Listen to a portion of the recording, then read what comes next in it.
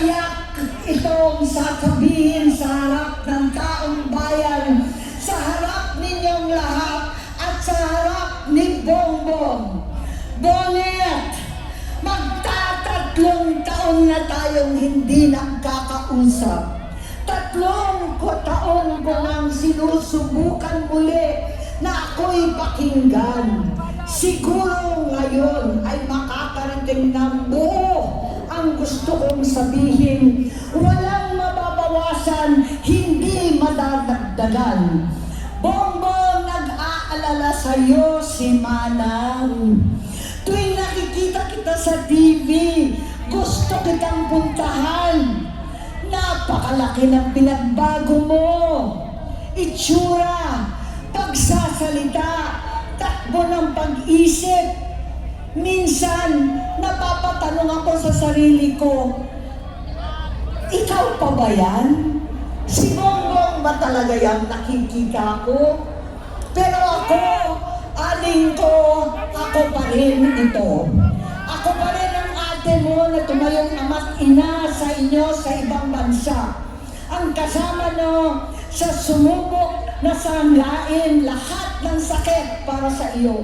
Ang kapatid mo na hindi mo kailangan hingan ng tawad dahil agad ka nang iniintindi at tatanggapin dahil mahal kita. Nasa Bagong Tipan, kay Lucas, Kapitulo 17, versikulo 3 hanggang 4. Kung magkasala ang iyong kapatid, sawayin mo siya. At kung siya'y magsisi, patawarin mo siya.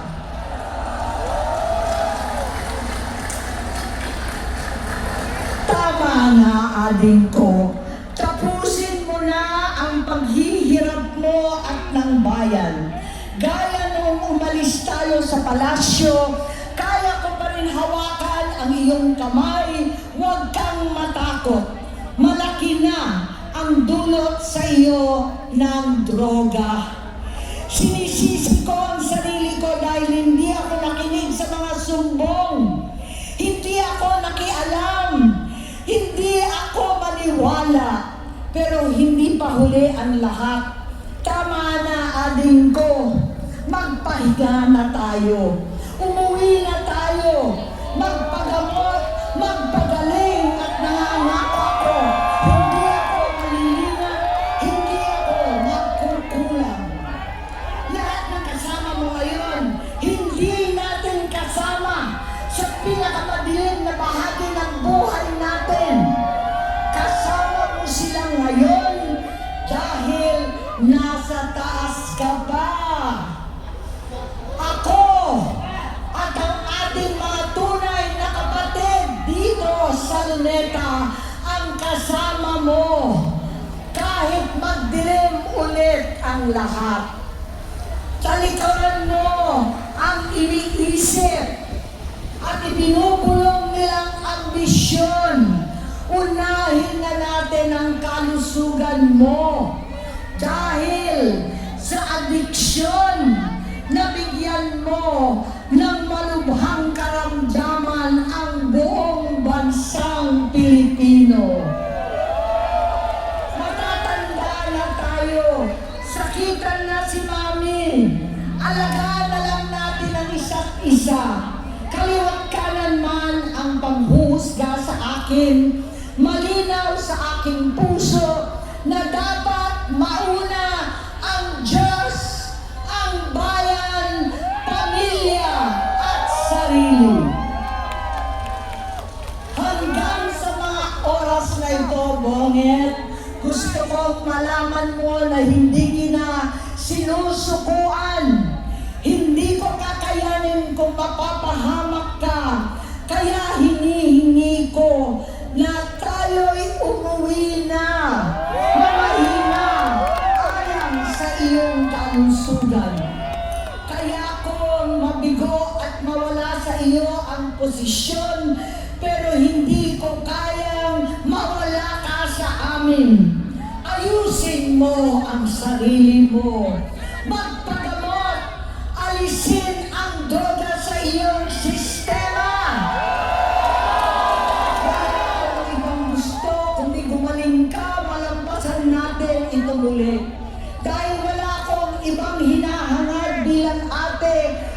maging masaya ka, maging ligtas sa panganib, malusog, matagumpay sa buhay.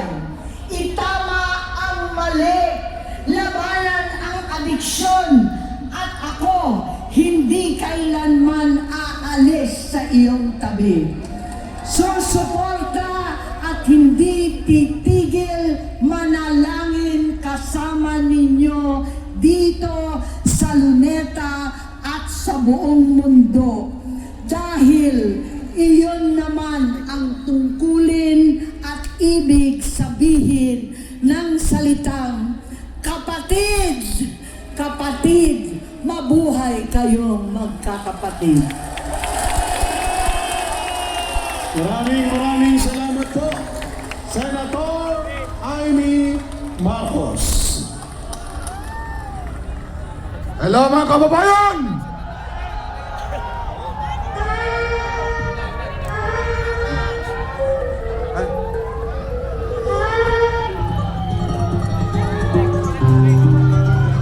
Malinaw na malinaw! Hindi karapat-dapat ang ating Pangulo, mga kababayan! Tayo ay nanidlang, tayo ay idagdagslan ng taong ating binoto, dinalal. Kaya ngayon, mga kababayan, klaro-klaro, hinatawagan ko si General Romeo Prade, General Staff ng Armed Forces of the Philippines, mag-withdraw ka ng support sa inyong Commander-in-Chief, hindi sa karapat-dapat sa taong bayan. Hindi lang sa dapat mag-resign.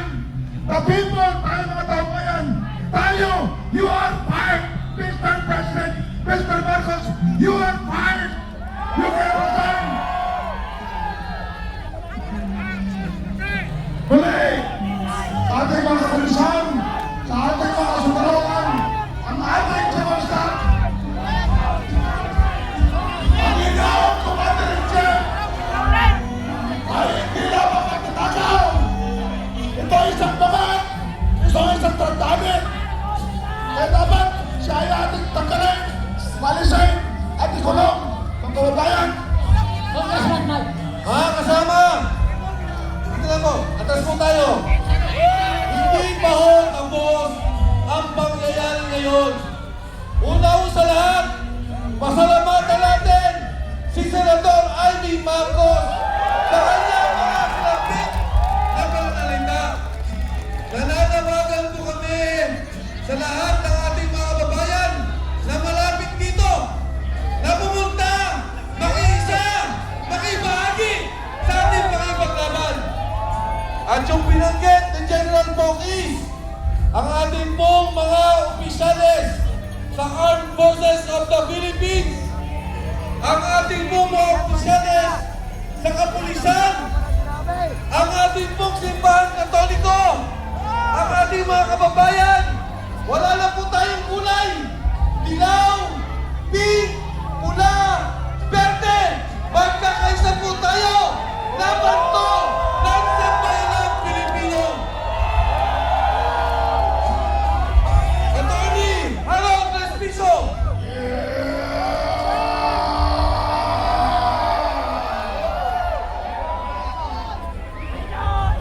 Ilocano dito ay kahit kayo banggag! Meron ba mga Ilocano dito? Meron ba mga Ilocano dito? Ako si Atty. Harold Respiso! Totoong Ilocano! Kita nyo naman sa aking balat! At yung mga Ilocano dyan, nakikita ko kayo kahit madilim!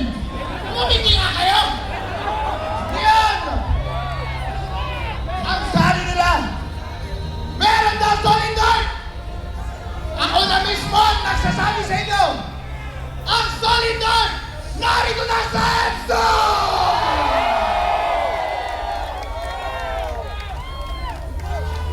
Ako ay lumari pa, papunta dito sa Maynila. At kung gusto kong sabihin sa inyo, ang gaganda at ang gagwapo nyo pala. Ang puputi nyo pala. Pero iisa lang ang ating damdamin! Na-scam tayong lahat!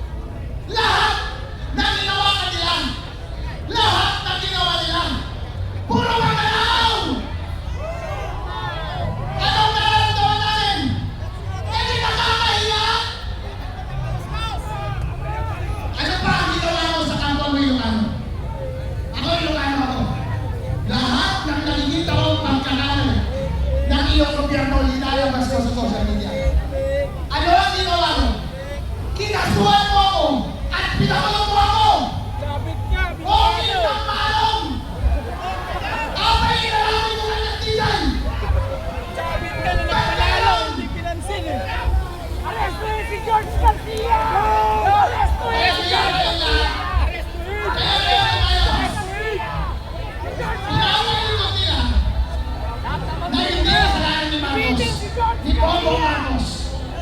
Pero bossing, sa sobrang haki mo, hindi mo nararamdaman ang tao mo. Kasalanan mo yan! Kung hindi ka gumagawa ng trabaho mo, dapat pa ba siyang manatili sa pwesto? Hindi na!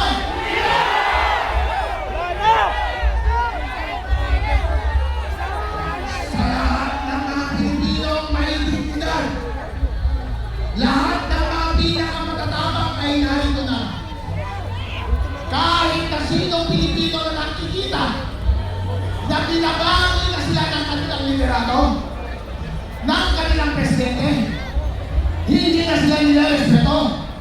Kahit pareho pa kayo ng salita, kahit pareho pa kayo ng paitin. Pero, kung ikaw ay ganapalang pula, ayaw ka na namin!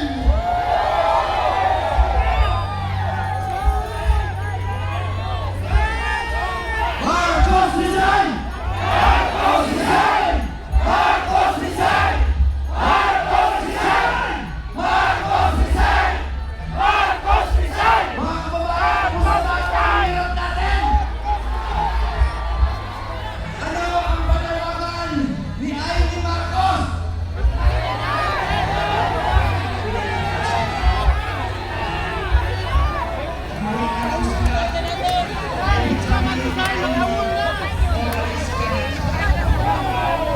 Sinabi ko sa inyo, ang national problem ng bansang ito ay si Lisa Marcos. Diba? Sinabi ni Amy, pagkasalan mo na yan, akala niya ako. Yung pala, silang dalawa, din sa COVID. Ngayon, itong 100 billion na in-insert nila sa budget, tinatanong nila, bakit kailangan mag-insert kung pwede mo namang ipasok sa National Expenditure Program? Simple lang ang sagot. Kapag nasa NEP, si Congressman ang tatanggap ng sohol, hindi si Marcos. Kaya kailangan ni Marcos mag-insert ng 100 billion para ang tongpats sa kanya lahat. Hindi lang droga, kundi ang pagnakaw ng pera ng sambayanang Pilipino ay played directly on Marcos Jr. Tandaan nyo, ang Fort Bonifacio hindi binabaha kahit anong bagyo. Pero bakit yung komunidad natin ulan lang, baha na, at hindi nasusunod ang problema dahil ninanakaw nila? And nobody exemplifies it more than this president. Ito, basta Marcos magnanakaw. Alam na natin yan. Ngayon, ito, General Browner.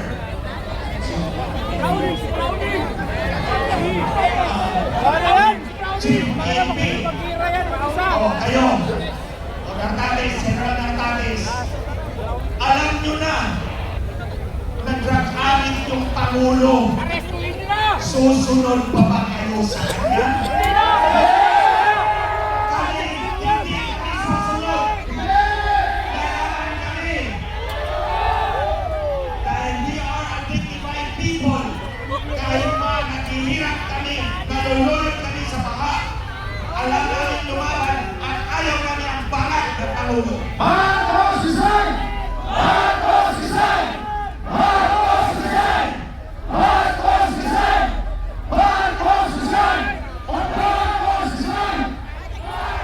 On behalf ng United People's Initiative sa pamumuno ng General Raul Pulis at hundreds ng military uniform personnel, maraming salamat! Ang panalo ng bayan ay dahil sa inyong lahat! At yung mga kabayan natin nasa Luneta, maraming salamat po sa inyong lahat! Huling patawagan natin, General Romeo Brokersel, nung humarap kami sa inyo, sinabi namin lahat ng problema ng bansa sa harap ng mga senior generals from J1 to J9.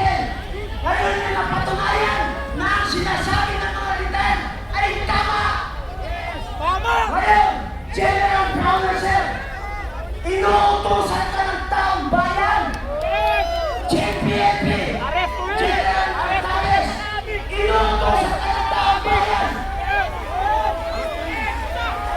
Itahan ninyo ang mali.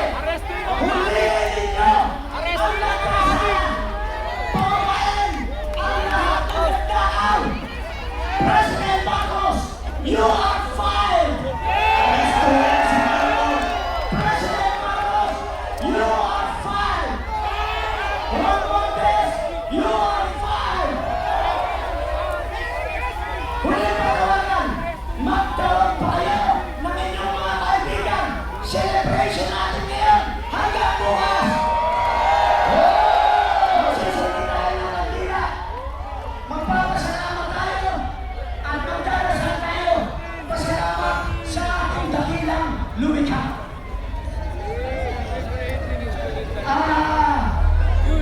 Nisastra! Hindi po namin sabihin na ito inciting to sedition. Napakatagal na pong inaral yan. Walang sedition dito. Tayo po ay nakikiusap hanggang tayo mapayapa pa. Marcos, please, resign! Marcos resign! Marcos resign! Marcos resign! Marcos resign!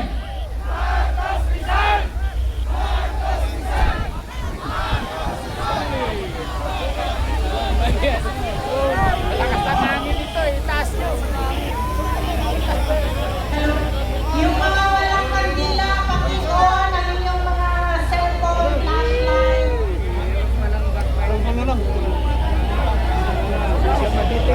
Yung drone, pangat! Namamatay ang kandila!